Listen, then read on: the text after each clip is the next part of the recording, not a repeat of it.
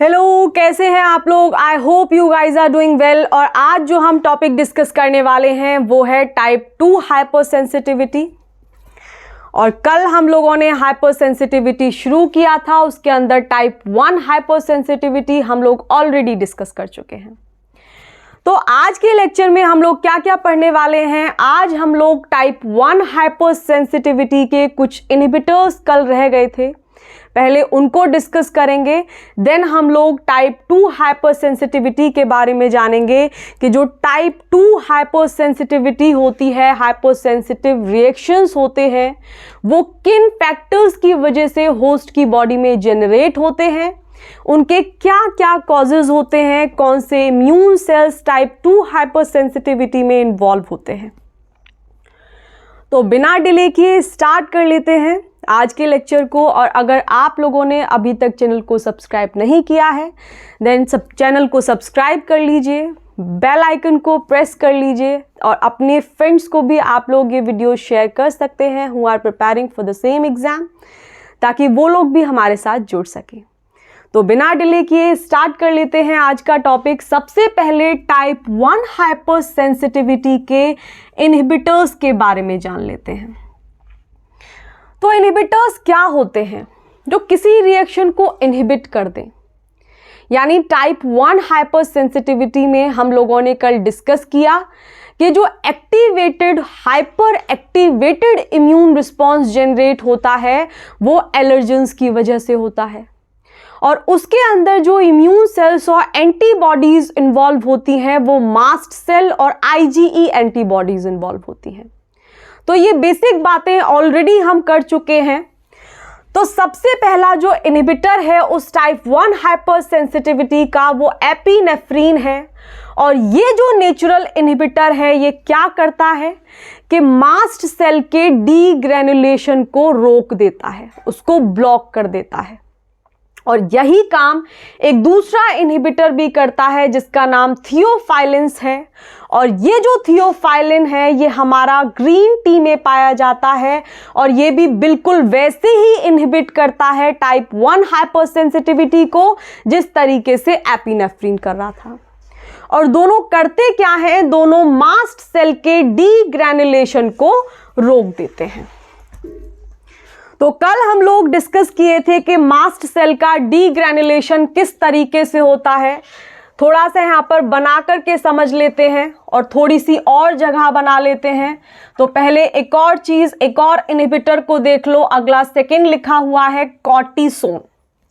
और ये कॉर्टिसोन क्या करता है, ये हिस्टिडीन को, क्योंकि जितने भी प्राइमरी मीडिएटर्स होते हैं जो मास्ट सेल के अंदर ऑलरेडी प्रेजेंट होते हैं और एक्टिवेट होने पर मास्ट सेल उन मीडिएटर्स को होस्ट के ब्लड के प्लाज्मा में सिक्रीट कर देती है, वो सब के सब हिस्टिडीन अमाइनो एसिड से डिराइव्ड होते हैं।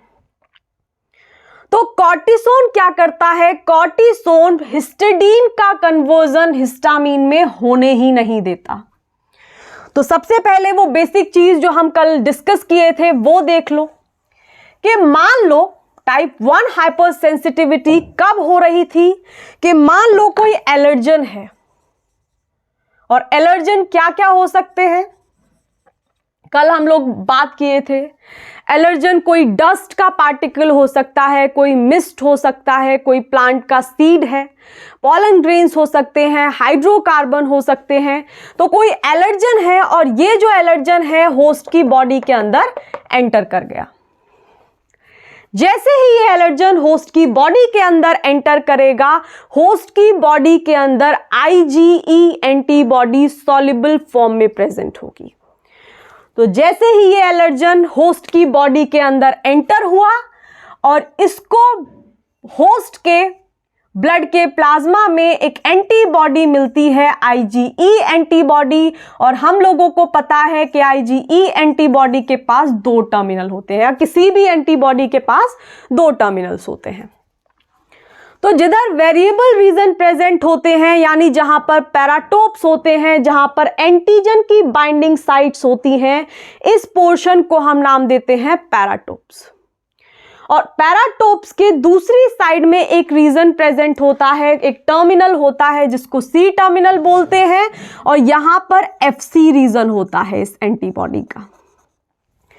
तो होगा क्या, ये जो पैराटोप्स हैं, ये पैराटोप्स आईजीई एंटीबॉडी के एंटीजन के एपिटोप से इंटरेक्ट कर जाएंगे, और जैसे ही ये इंटरेक्शन होगा वैसे ही ये जो पैराटोप नामक ताले हैं इन एंटीजन के एपिटोप्स नामक ताली से खुल जाएंगे, और अल्टीमेटली ये जो आईजीई एंटीबॉडी है ये एक्टिवेट हो जाएगी।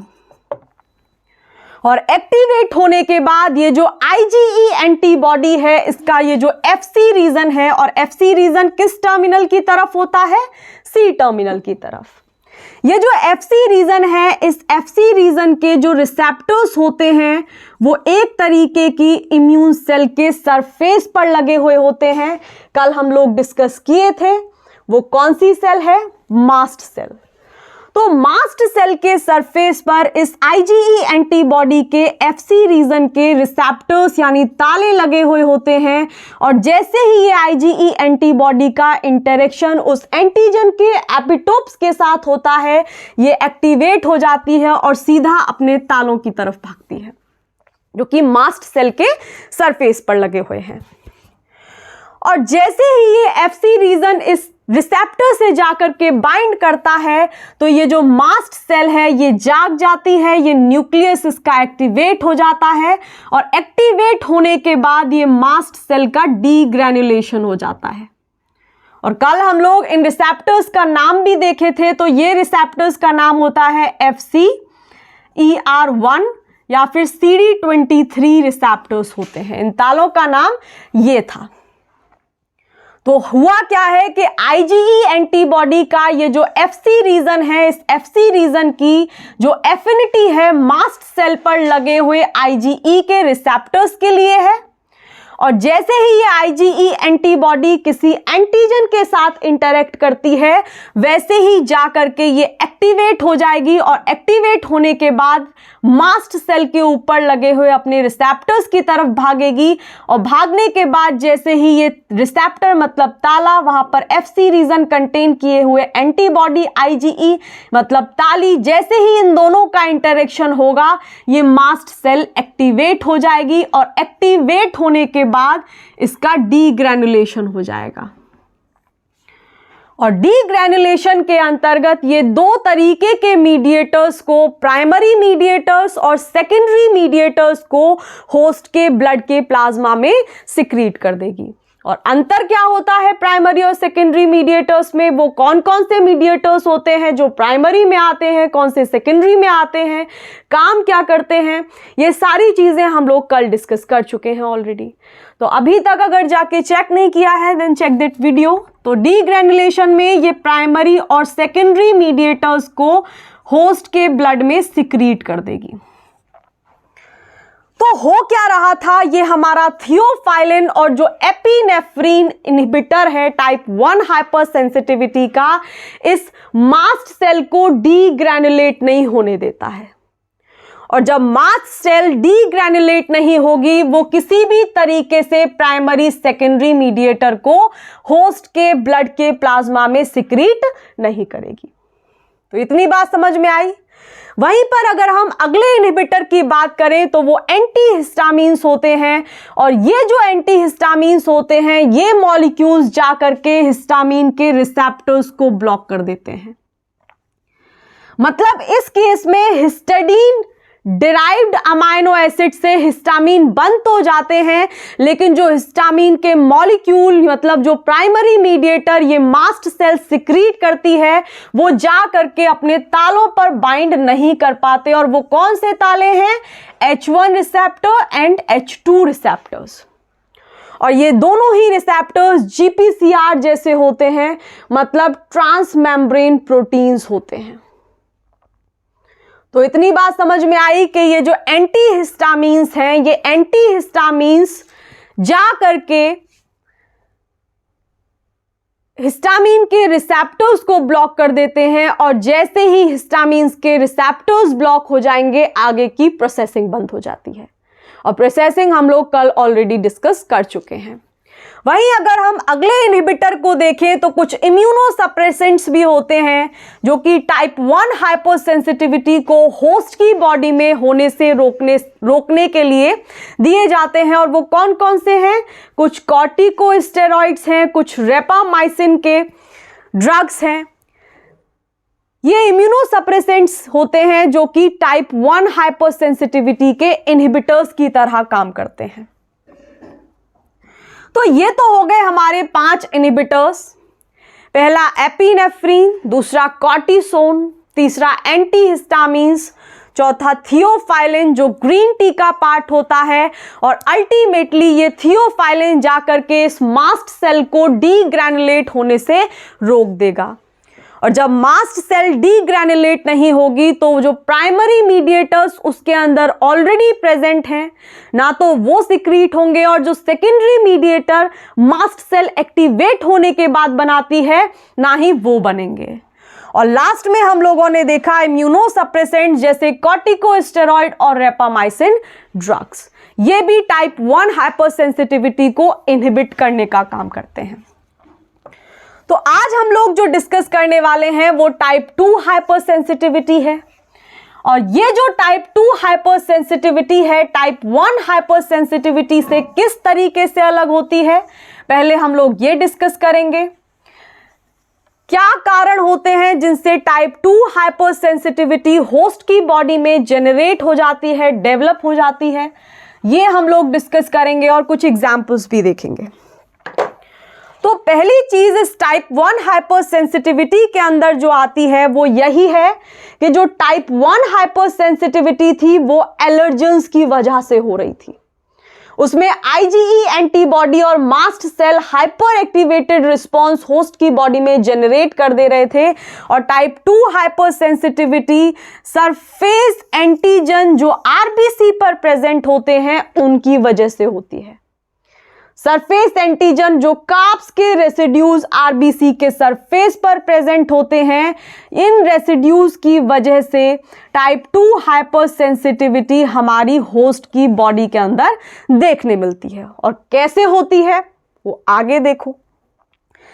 जिस तरीके से टाइप 1 हाइपरसेंसिटिविटी के अंदर आईजीई एंटीबॉडी इन्वॉल्व थी, उसी तरीके से टाइप 2 हाइपरसेंसिटिविटी के अंदर 2 एंटीबॉडी का इन्वॉल्वमेंट होता है, पहली आईजीएम और दूसरी आईजीजी एंटीबॉडी। किस तरीके से होता है प्रोसेसिंग हम लोग डिस्कस करेंगे, देन आप लोग देखिएगा। और कुछ कॉम्प्लीमेंट प्रोटीन्स जो हेपेटोसाइट्स होती हैं वो भी सिक्रीट कर देती हैं, और टाइप 2 हाइपरसेंसिटिविटी के अंदर ये कॉम्प्लीमेंट प्रोटीन्स का भी इन्वॉल्वमेंट देखने को मिलता है। अब ये तो बात हो गई कि ये टाइप 2 हाइपरसेंसिटिविटी किस वजह से हो रही है। टाइप 2 हाइपरसेंसिटिविटी के होने का कारण है कि जो आरबीसी के सरफेस पर कार्ब्स के रेसिड्यूज प्रेजेंट होते हैं, सरफेस एंटीजन प्रेजेंट होते हैं, ये एंटीजन की वजह से ये टाइप 2 हाइपरसेंसिटिविटी होती है। जो रिस्पॉन्स जनरेट होता है उसमें 2 एंटीबॉडीज इन्वॉल्व होती हैं, आईजीजी और आईजीएम एंटीबॉडी, और यहां पर कुछ कॉम्प्लीमेंट प्रोटीन्स का भी इन्वॉल्वमेंट होता है।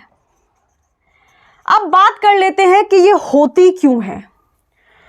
तो पहले सेकंड कॉज देखो, और सेकंड कॉज क्या कह रहा है कि अगर ड्रग हमने दिया, ड्रग मतलब अगर कुछ मॉलिक्यूल्स हमने होस्ट की बॉडी के अंदर डाले, जैसे पेनिसिलिन, जैसे स्ट्रेप्टोमाइसिन, जैसे सिफेलोस्पोरिन, जैसे ही ये ड्रग होस्ट की बॉडी के अंदर जाएंगे तो इन ड्रग्स की एफिनिटी होती है आरबीसी पर बाइंड होने की।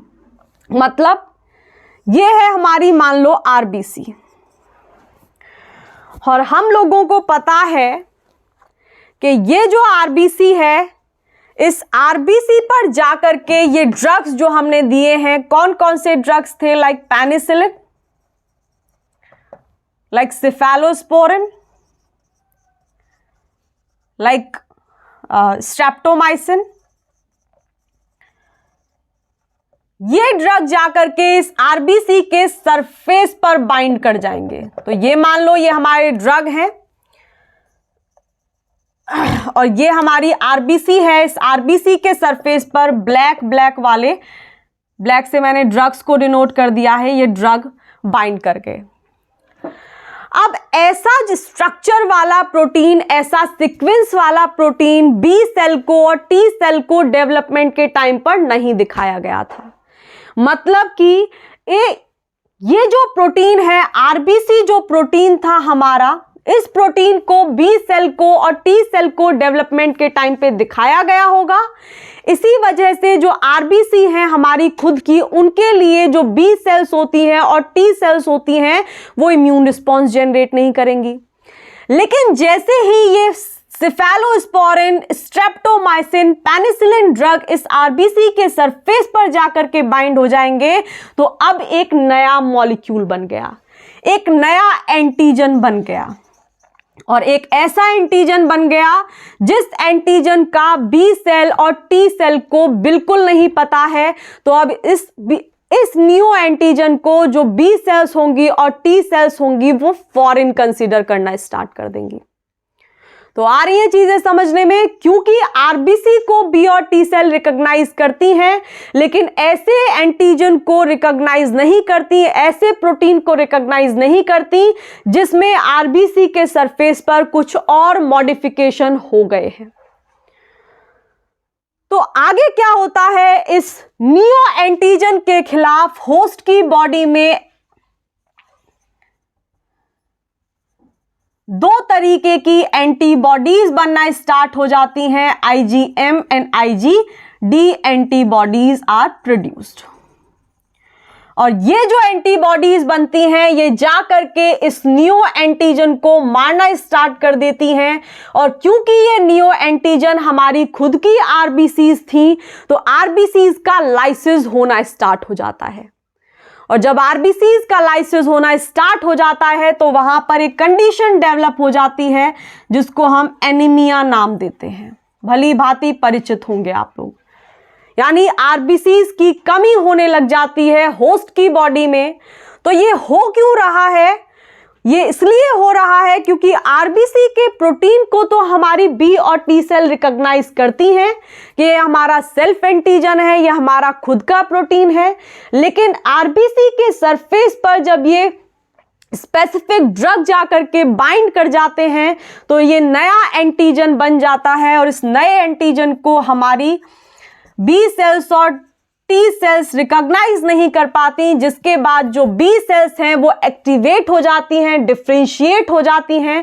और डिफरेंशिएट होने के बाद दो तरीके की सेल्स में फर्दर डिफरेंशिएट होती हैं, इफेक्टर बी सेल्स जिनको प्लाज्मा सेल्स कहते हैं, और वो जो इफेक्टर बी सेल्स होंगी वो IgM और IgD एंटीबॉडीज बनाती हैं। और ये IgM और IgD एंटीबॉडीज जा करके इस नियो एंटीजन को खत्म करना स्टार्ट कर देती हैं।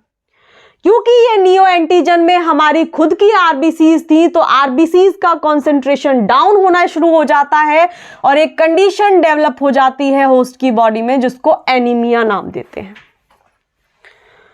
तो ये है टाइप 2 हाइपरसेंसिटिविटी का पहला कॉज। अगर दूसरे कॉज को देखने की कोशिश करें तो दूसरा कॉज होता है कि अगर इनकम्पैटिबल ब्लड ट्रांसफ्यूजन हो जाए। मतलब किसी इंडिविजुअल का ब्लड ग्रुप ए है, उस ए ब्लड ग्रुप वाले इंडिविजुअल में अगर बी ब्लड ग्रुप वाला ब्लड का ट्रांसफ्यूजन हो जाए तो उस केस में हमारा इनकम्पैटिबल ब्लड ट्रांसफ्यूजन हुआ है, जिस वजह से क्या होगा कि जो डोनर की आरबीसीज हैं उनका लाइसिस होना स्टार्ट हो जाएगा होस्ट की एंटीबॉडीज से।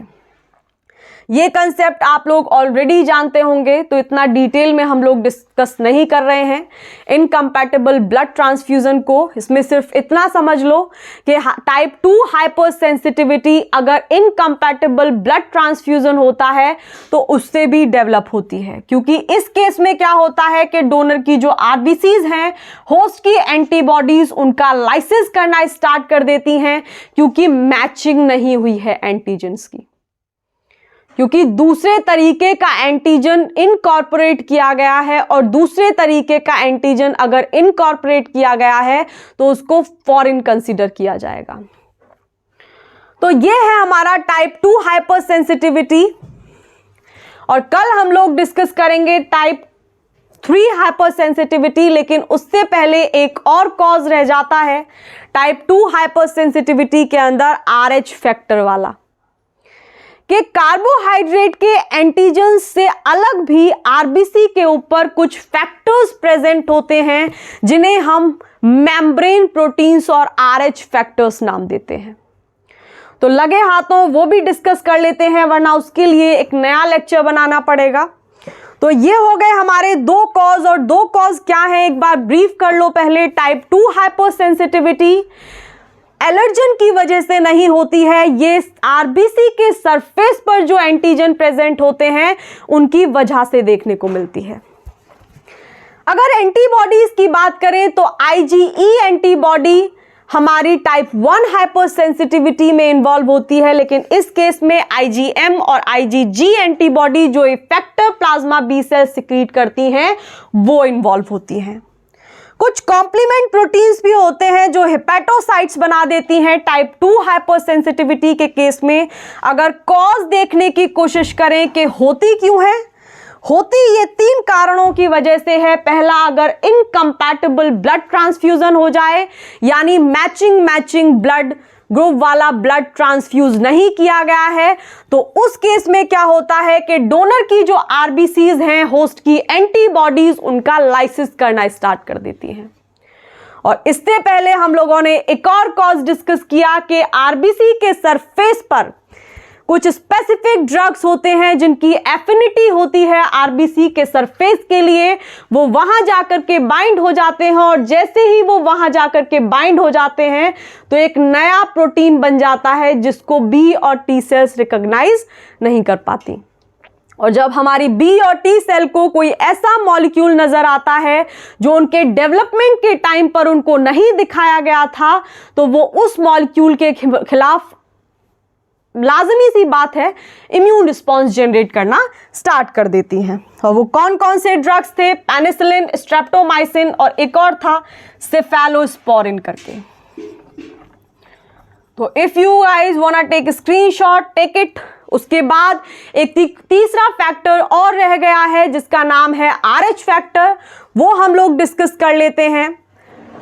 और उसके बाद इम्यूनोलॉजी के अंदर कुछ ही टॉपिक्स रह जाएंगे। कल हम लोग टाइप 2 हाइपर सेंसिटिविटी और type 3 hyper sensitivity, type 4 hyper sensitivity discuss कर लेंगे।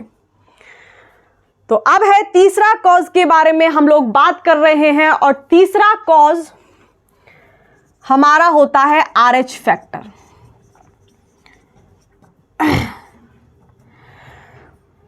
मतलब कि आरबीसी के सरफेस पर कार्ब्स के रेसिड्यूज तो प्रेजेंट होते ही हैं, लेकिन कार्ब्स के रेसिड्यूज से अलग मेम्ब्रेन पर कुछ प्रोटीन्स भी लगे हुए होते हैं जिनको हम नाम देते हैं RH factor.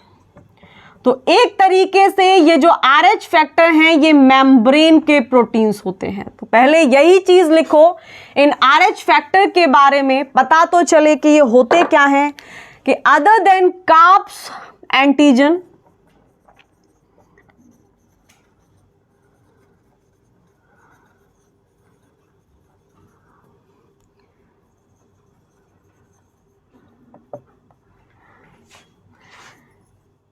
RH factor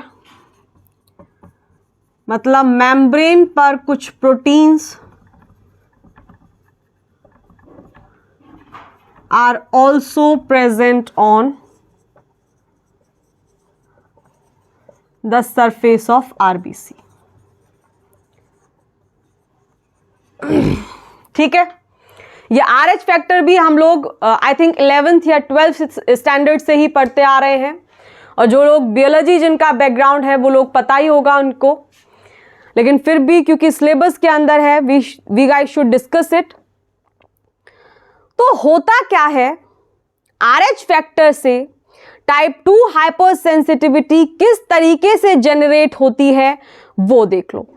hyper sensitive second reaction host की बॉडी में RH फैक्टर से तभी जनरेट होता है जब अगर मदर RH नेगेटिव है और फादर RH पॉजिटिव है।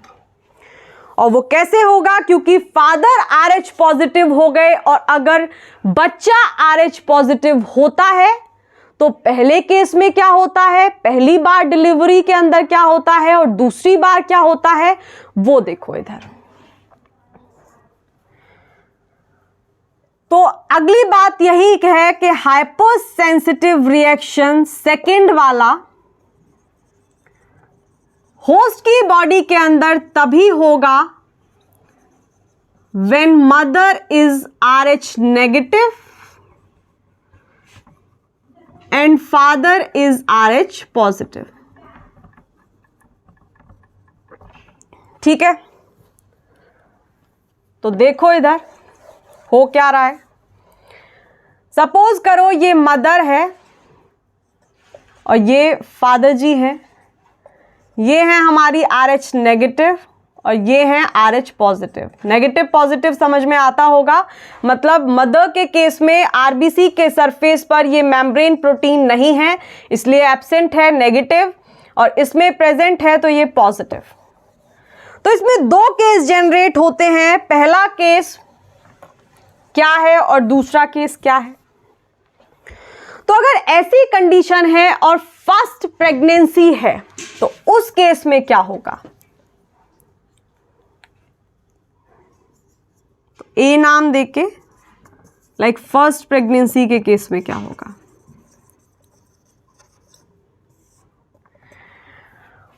फर्स्ट प्रेगनेंसी के केस में अगर चाइल्ड भी RH पॉजिटिव हो गया तो क्या होता है कि डिलीवरी के दौरान जो फीटल की RBCs होती हैं, जो फीटस की RBCs होती हैं, वो मदर के ब्लड के अंदर एंटर हो जाती हैं, और जैसे ही वो मदर के ब्लड के अंदर एंटर होती हैं तो हमको पता है कि मदर के RBC के सरफेस पर ये मेम्ब्रेन प्रोटीन प्रेजेंट नहीं है, और क्योंकि फीटस की RBCs मदर के अंदर एंटर हो गई हैं, मतलब एक ऐसा प्रोटीन मदर के ब्लड के अंदर एंटर हो गया है जिसके बारे में B सेल मदर की, T सेल मदर की उनको पता नहीं है।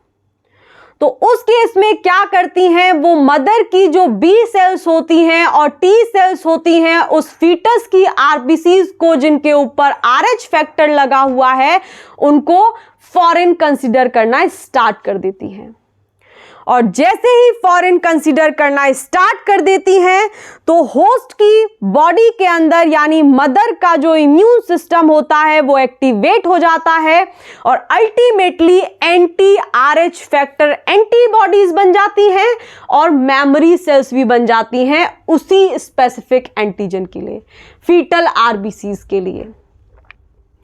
तो हमने क्या देखा कि इस केस में क्या होता है, ड्यूरिंग डिलीवरी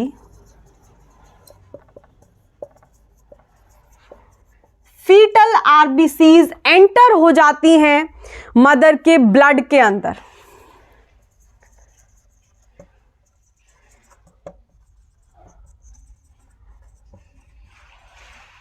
और इसकी वजह से जो मदर का इम्यून सिस्टम होता है वो एक्टिवेट हो जाता है,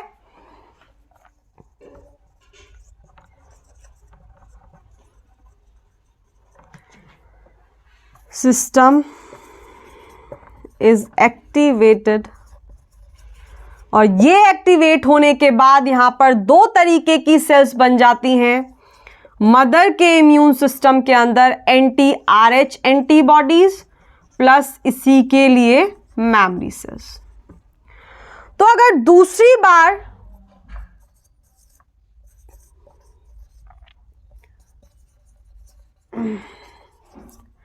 प्रेगनेंसी होती है तो उस केस में क्या होगा, क्योंकि ऑलरेडी फीटस का ब्लड थोड़े अमाउंट में मदर के ब्लड के अंदर एंटर हो गया था और वहां पर एंटी RH एंटीबॉडी बन गई थी, तो अगर सेकेंड केस होता है जहां पर चाइल्ड फिर से RH पॉजिटिव है तो इस केस में क्या होगा, सीरियस कॉम्प्लिकेशंस देखने को मिलते हैं, क्योंकि इस केस में सेकेंडरी रिस्पॉन्स जनरेट होता है, क्योंकि मेमोरी सेल्स ऑलरेडी प्रेजेंट हैं उस RH फैक्टर के लिए।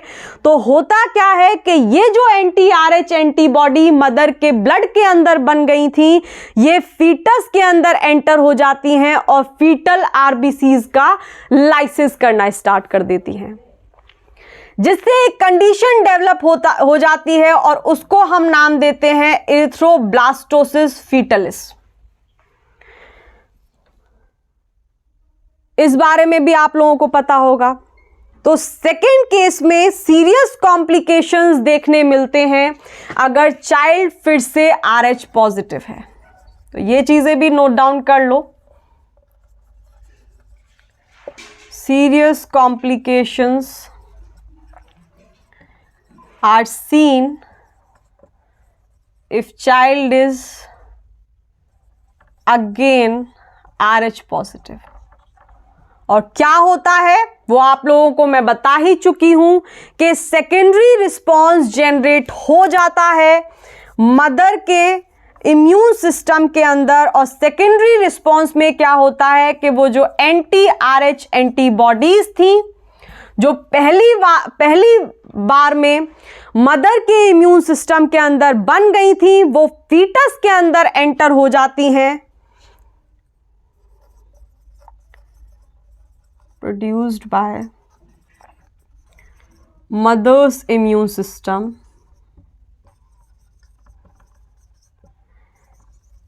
Enters into foetus and cause lysis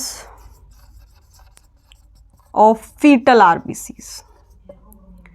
और इससे एक कंडीशन डेवलप होती है, अल्टीमेटली फीटस की डेथ हो जाती है। तो इसको रोकने के लिए क्या ट्रीटमेंट होना चाहिए? दो तरीके होते हैं इसको रोकने के लिए। पहला तरीका है कि उसी टाइम पर, यानी पहली डिलीवरी के बाद ही within 72 hours anti RH antibody अगर मदर के अंदर डाल दी जाए तो वो जो एंटीबॉडीज होंगी वो फीटल की RBCs को डिस्ट्रॉय कर देती हैं, जिससे मदर का इम्यून सिस्टम एक्टिवेट नहीं होता। तो पहला तरीका होता है कि एक ड्रग दिया जाता है पहली डिलीवरी के बाद ही, रोगैम डी।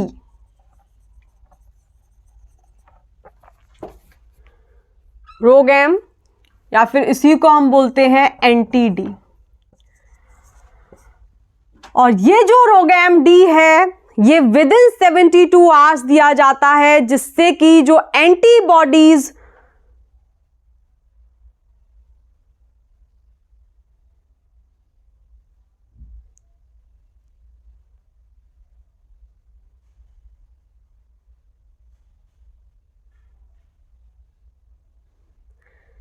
जिससे कि ये जो एंटी RH एंटीबॉडीज बनी हैं ये फीटल की RBCs जो मदर के ब्लड के अंदर एंटर हो गई हैं उनको डिस्ट्रॉय कर देता है, और इससे मदर का इम्यून सिस्टम एक्टिवेट नहीं होता। वहीं एक दूसरा ट्रीटमेंट भी है जिसको हम नाम देते हैं प्लाज्मा फेरेसिस। और प्लाज्मा फेरेसिस के अंदर क्या किया जाता है कि वो बी सेल्स जो RH फैक्टर को रिकॉग्नाइज करती हों उन बी सेल्स को मदर के इम्यून सिस्टम से हटा दो। पर ये सिर्फ इमेजिनेशन वाला ट्रीटमेंट है, प्रोसेस है, अभी तक हुआ नहीं है, क्योंकि किस तरीके से उन सारे बी सेल्स को मदर के इम्यून सिस्टम से हटाओगे जो बी सेल्स ऐसे RBCs को रिकॉग्नाइज करें जो RH फैक्टर कंटेन करते हो। तो दूसरा प्रोसीजर होता है प्लाज्मा फेरेसिस, लेकिन ये करने में सिर्फ बात ही कर सकते हैं, ये करने में थोड़ा डिफिकल्ट है, थोड़ा नहीं बहुत।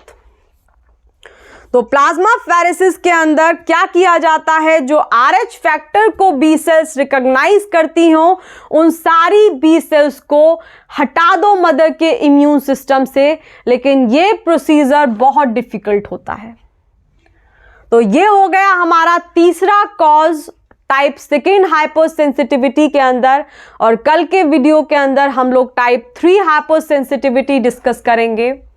और अगर आप लोगों ने चैनल को अभी तक सब्सक्राइब नहीं किया है तो चैनल को सब्सक्राइब कर लीजिए, क्योंकि इम्यूनोलॉजी ख़त्म करने के बाद हम लोग सिग्नलिंग स्टार्ट करने वाले हैं। और अगर आप लोगों को मज़ा आ रहा है तो आप लोग ये वीडियोस अपने फ्रेंड्स के साथ भी शेयर कर सकते हैं, so that they guys can also join us. तो इसी के साथ आज के लिए इतना ही, बाय।